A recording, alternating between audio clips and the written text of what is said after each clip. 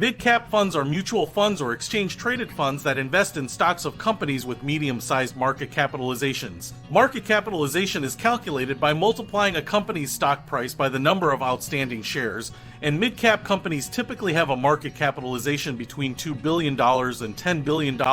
Mid-cap funds offer investors the potential for higher returns than large-cap funds, as mid-cap companies may have more growth potential but less volatility than small-cap companies. Mid-cap funds may also offer investors diversification benefits, as they can provide exposure to companies that may not be included in large-cap or small-cap funds. Mid-cap funds may be diversified or focused on a specific sector or region. Some mid-cap funds may also employ active management strategies, while others may be passively managed and track a mid-cap stock market index. As with all investments, it's important to carefully research and understand the risks associated with mid-cap funds before investing. It may also be wise to consult with a financial advisor to determine whether mid-cap funds are a good fit for your investment goals and risk tolerance.